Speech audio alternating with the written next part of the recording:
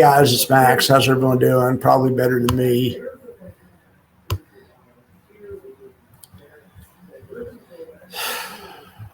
You guys have no idea. A fucking spreadsheet has just killed my station. My station's dead. I wouldn't watch this content. I wouldn't watch this content.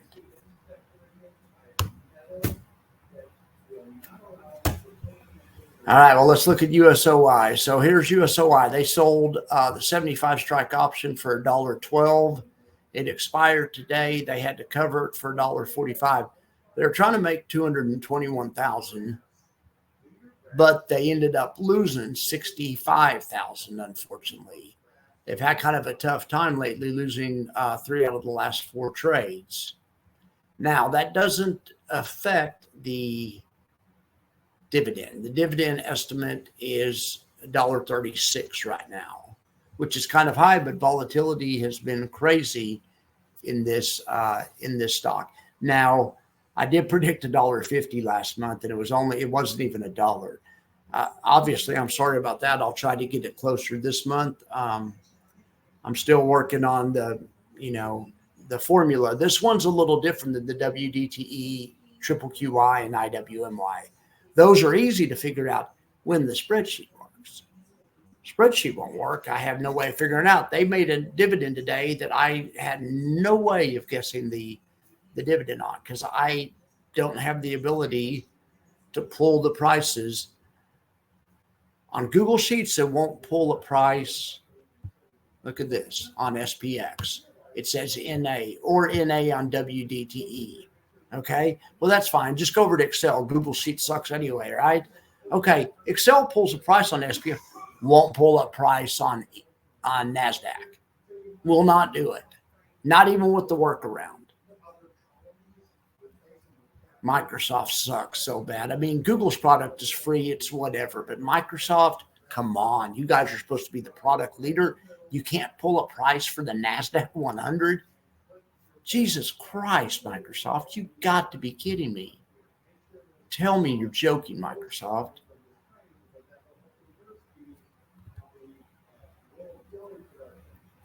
So I have no way of telling you what these are going to be. I was hoping that Excel would be better, so I was going to build a new spreadsheet from scratch. And here it is. So, I mean, we'll see. But until I can get a price for the NASDAQ, this isn't going to work. The reason I show it to you guys is I'm keeping track of the trades, because I'm praying that hopefully someone somewhere will show me, no, this is how you do it or something. Everyone's saying how good Excel is. Okay, well, show me. Show me how it gets a price for the NASDAQ. That's all I need. Price for the NASDAQ. Simple thing. Should be a simple thing. But I don't know. Like I said, I've always had bad problems with Excel. And I always forget how bad Microsoft is. I don't use it for a couple of years. It's like being in a bad relationship or getting back into a bad relationship, even though you know it's a bad relationship. I knew I shouldn't have gone back. I knew it. Oh, my gosh.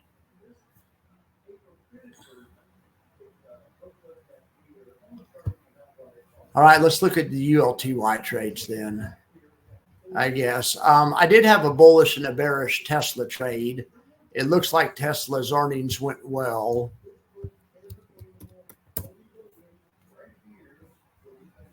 Tesla's currently trading at 231, up from where it closed at 213. Nice job, Tesla. So the bullish trade in Tesla is going to be the better looking one tomorrow. Let's take a look at it. It's a call ratio back spread. It actually needs prices. It's actually right at the edge of the valley of death. It actually needs prices of more like 240 to realize a pretty decent profit. At 240 at expiration, realizes about $900 profit. That wouldn't be bad. Remember, this trade brought in a $360 credit if you did it. Remember, I told you do it and take your wife to dinner twice? And then Tesla, we'll see what Tesla does tomorrow. But if Tesla opens at 240, 245 tomorrow or something, you'd be damn glad you did this. We'll see.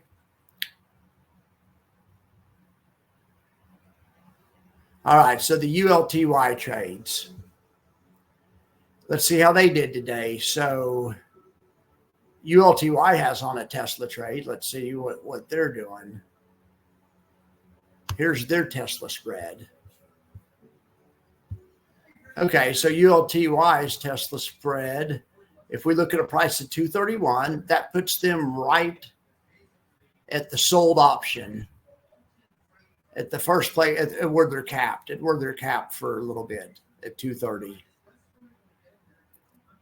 But if we can get price to go past 245, they start realizing profit again. Or if they cover an early and roll, which is what they're going to do. They're never going to pay that. Jay's never going to pay that. That flat spot is where you have to pay for the trade. The way these trades are designed is it's designed to roll early when the profit and loss graph still looks just like stock. This is getting closer to free money than we've been before. This is pretty exciting. I'm so glad Jay discovered these covered call spreads. They have so much potential. Great idea. Great idea, Jay. All right. So that's the Tesla. Now, ULTY has several other trades on also. They also have on, okay, they have on TLN. This is a company called Talon Energy. They sold a put spread. All they did was sell 175 puts to buy 155 puts. 20 points is the risk, which is the difference between the spreads. So they can't lose more than $352,000. Stock goes nowhere, goes down, goes up. They make money. It just can't go down more than 10%. Then they lose money. That's all it is. So this is a great bullish trade. And you guys could do that too. They don't even own the shares in that one. At least they didn't when I did this report yesterday. So TLN is just a short put spread. Selling puts. Okay, so Upstart, UPST. This is a covered call spread. These are getting kind of boring now. I've seen so many of these. Stocks going the wrong direction. Nothing you can do about that. But that's UPST. So that one's not working out great. SMR, this company I've heard, NuScale Power, these are these small modular nuclear reactors. These I've heard can be is a cool piece of tech. Stock prices go in the wrong direction right now. This is also a covered call spread. We just want stock prices to be higher. We need prices of higher than 25 ideally.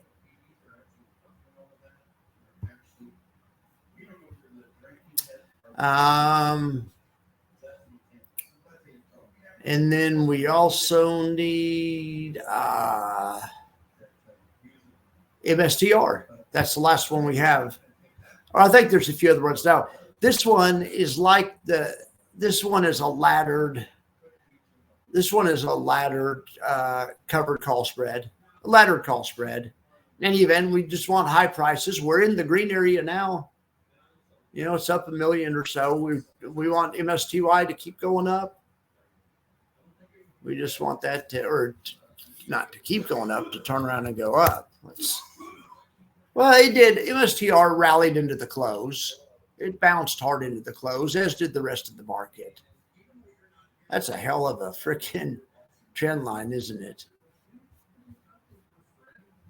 Well, you know, that's actually not a bad play if you wanted to buy the dip, because I think he put this trade on yesterday. So I guess it hand dipped yesterday, but anytime's a good time to buy MSTR. Especially as long as it holds the trend line. If it gives up the trend line, I guess, you know, maybe something different's going to happen. But as long as the trend line, you know, as long as the trend line holds, it's pretty good shape. All right, so let's see what else we can look at.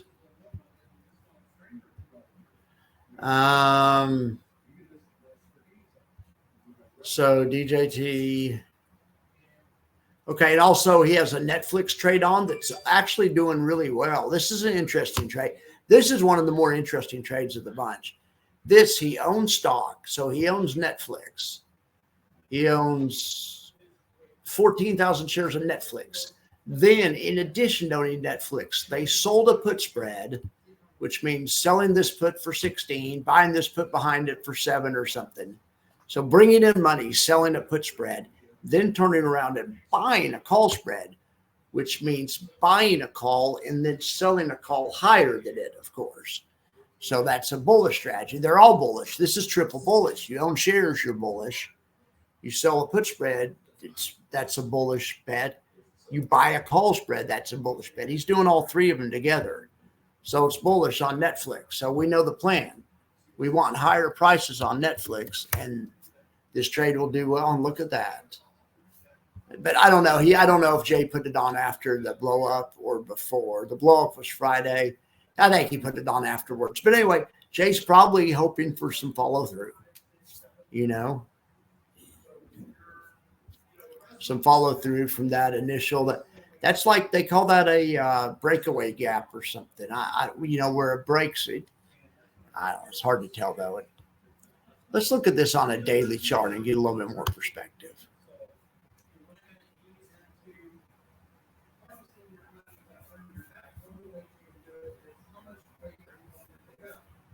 So on the daily chart, this one right here is kind of a breakaway gap. It's not very big, but there is a small gap right there. Who knows? I mean, who knows? But obviously the play is for more upside. I mean, when you saw, if you were playing it back here, you would think, oh, it's too high. It can't go up anymore. But it has. Back here, it would have looked maybe like it's too high, back here. But it may, The important thing is just so you can't control what the market's going to do, but you can put an option trade on top of it based on your risk tolerances and kind of what you think the market's going to do. Place an option trade on top of it, and the option trade has the effect of moving the risk and reward around a little bit to make it more favorable to you. That's what I'm trying to do. That's the whole game right there to me. Let me know if you guys have a different plan, but this is a great strategy. This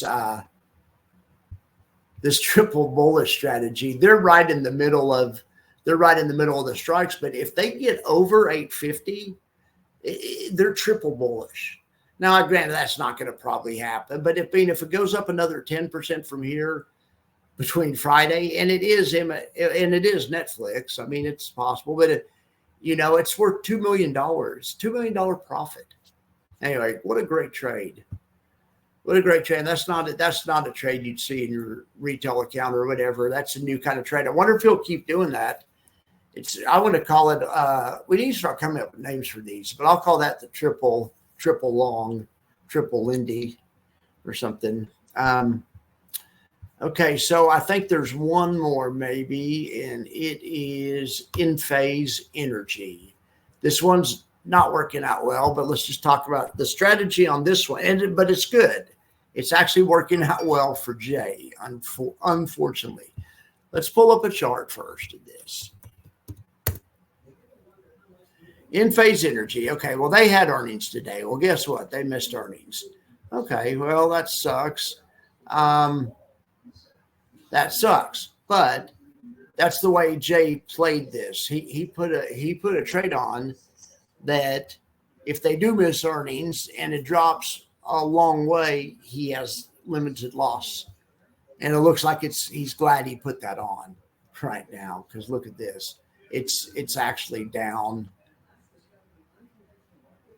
Well, it actually opened down this morning. It's actually up a little bit in the aftermarket.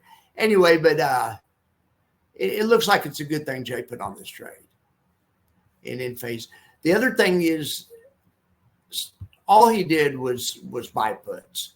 But the thing was, those puts didn't really cost him money because he used the proceeds from the call he sold. So basically, this is a trade. It's called a caller, where you use some of the money from the call you sell, the covered call income, to cap your downside. I always mention Mark Cuban did this on Yahoo once he sold his company. So he didn't want to lose all his money in a tech wreck, and the techs did wreck eventually. Yahoo lost like 80% of its value. This trade saved his ass. Anyway, this trade right now, Really hasn't saved Jay too much, but if this was to drop like to 58, you'd be damn glad Jay did this because it would be a lot bigger loss. So it's interesting to watch ULTY, if nothing else, just to get ideas for my own trading. And I like to use it just as a catalyst to talk to you guys about options and to teach how they work and different things like that. But that looks like all the ULTY trades we have on for now. So let's talk about the DJT trade. This one is just from yesterday. I hope somebody's doing these trades. This one's already at $50. This is a legit trade. It may not look like much. That's the profit and loss graph at expiration. And it may look like it has limited upside, but it does. If the DJT goes that high, it's going to go higher on higher volatility. And so, even if it squeezes to 150 or something, this trade's a $500 winner, at least. What we're playing for, though, is volatility to go up and the price to stay right around here. Maybe go down 10%. This would still be a $500-600 winner. Maybe up 10%. This would be a $1,000 winner, something like that. I think that'll happen with the election, that the price, as long as Trump's in it and, then the election will happen, then I'm sure he'll contest the election. It'll be in court. And I think volatility should stay elevated, or that's the play. If you don't think volatility is going to stay elevated, if you don't think he's going to contest the election, you think one side's going to concede, it's going to be over early and stuff like that, don't do this trade. This trade is called the clusterfuck spread for a reason, because it's trying to monetize a clusterfuck. All right, so anyway, that's the DJT trade. It's a pretty easy trade to do. You sell a 40 call that expires right around the time of the election, in this case, November 15th in DJT. It costs you receive $7 or $8 when you sell it. It depends on what it's going for, but they won't let you just sell a call naked. That'd be stupid. You need to have a lot of money in your account, but then you turn around and you buy another.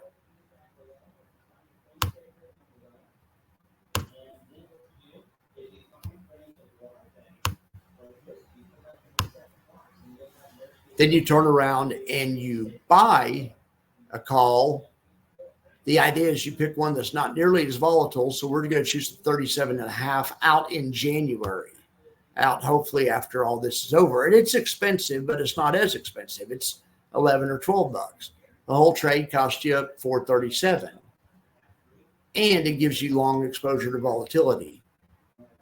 Options are priced on volatility. These options are priced on volatility too. If volatility pops, which I believe it will, that's what makes this trade work. That's the whole deal. If you don't think volatility is going to pop, or you think that this company is going to be under like $15 a share or something, don't do this. This is a bet on DJT being at least 15, if not 20, 30, or 40, with some heightened volatility. Okay, and we're using it as kind of a proxy for Trump's chances, because the better he does, the better that company does. So we can look at Polymarket. I also made some content on just betting at two different places, on Trump one place, on Kamala another place, and locking in a profit. Now, let's see if that profit is still available today. I actually built a spreadsheet in Excel. I was trying to learn how to use Excel, and I want to think Excel's good and stuff. So I built an arbitrage spreadsheet in Excel to kind of show, how it works. 63 to 37. Kamala's bumping a little bit. Or she's bumping. Yeah, she was at 36 earlier. Now she's at 37. So let me get out this arbitrage spreadsheet. Kamala and Trump arbitrage. Okay, so we have to put the current odds in. So Kamala's still okay. 30, it was the same as yesterday, 36. And then we need to find a place to bet on Trump. We need to find the lowest number we can find on Trump. So it definitely wouldn't bet Trump here because he's 63%.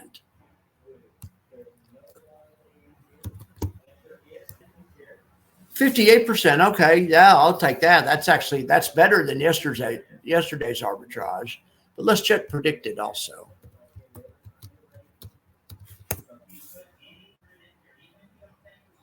The prediction markets are typically efficient, but not always. And poly market has become inefficient. And so we're trying to exploit the inefficiencies in poly market. Now, this doesn't have anything to do with options. We can do this with well, these are options. These are actually binary options. When you're betting on Trump, you're buying a binary option. So I guess these are kind of options, but not options like we normally talk about. Okay, 57 is even a better price. Okay, this is actually turning into a pretty attractive trade. I imagine other people are doing this too, but this is actually fairly attractive right now. So, okay, 36, and then Trump is actually predicted 57. That's going to make the numbers work out way better. So we have to do this again. Okay, so this is for a Trump fan. If we just want to win on Trump but break even if Kamala happens to win, we could bet 100 on Trump, and we could bet no, 80 is too much on Kamala. What about 79? Yep, there we have it. All right, 100 on Trump, 79 on Kamala. So what this does, oh no, this is,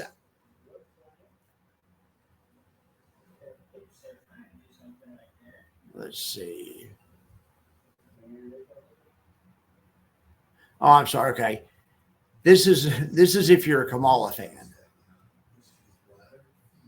So let's put this up here. Or if you think not a fan, if you think she has a better chance than him,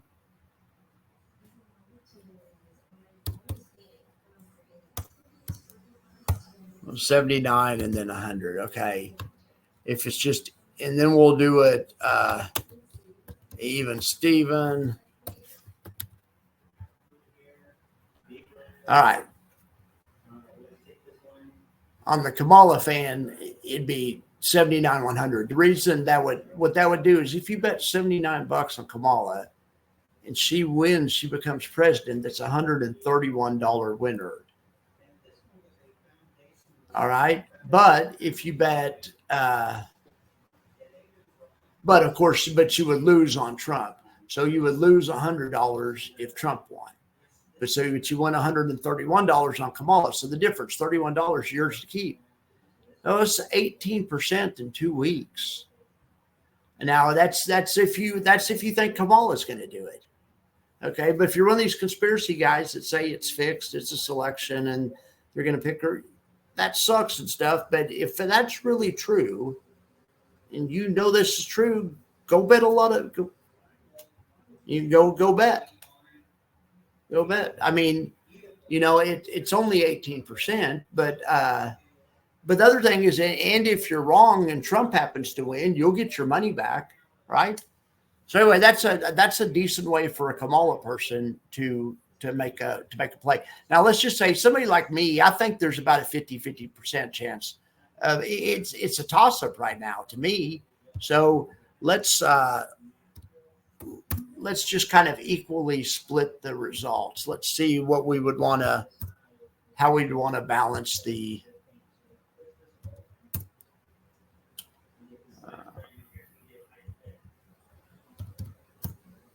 All right, there we have it. So we bet 67 on Trump. I'm sorry, 67 on Kamala and 100 on Trump. And this is for somebody like me that wants to make a little bit of money either way. I don't care who wins, as long as one of you guys wins. So this one would make an $11.67 return if Kamala wins, and $11.95 should Trump win. Okay, so that's awesome. Now let's look at it one other way. Wonder if you're a Trump guy. My friends, I have some friends that are big Trump guys. They wouldn't even bet on Kamala. But if they're wanting, pretending like they wanted to bet without having the risk of losing money. Here's the play. 60 on Kamala would get you 100 if she wins, because that's what her, well, yeah, 60 would get you 100. No, that's not what her odds are, but 60 would get you 100. Okay.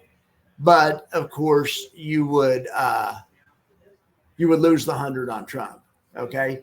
But if it happened the other way around, you would lose the 60 on Kamala, but you'd make $78.95 on Trump, $18 profit. Okay. It's 142%. Well, it's 12% for 2 weeks. I mean, that's not bad. You know, that's not bad at all. Okay, so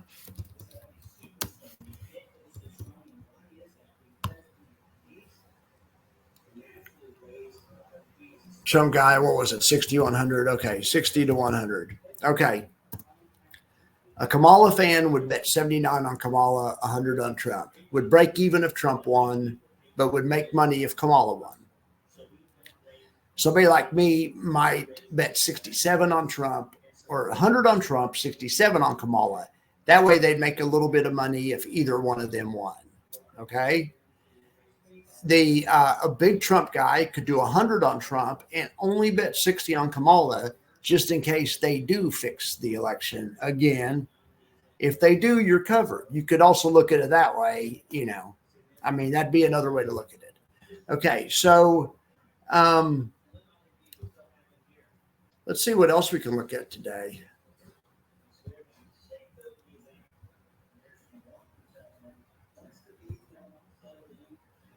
Let's see if Tesla's moving anymore yet. I heard Elon's going to start speaking. Maybe not yet, though, but Tesla, it's showing post-market at 232. Really, if you're a ULTY holder, you really need more like 242. 232 is not going to make that big of a, 232 just barely clears the valley of death. Let's go back to this Tesla trade. So the ULTY Tesla strategy is down 155,000 right now, but that's because it's not calculating live in real time. As soon as it pops open tomorrow morning, this is going to be up gigantic. All right. Now I did my own version of this strategy. We'll see how mine. We'll see how mine does. I wanted to compare my version to Jay's version, so I did my own trade. We'll look at that tomorrow.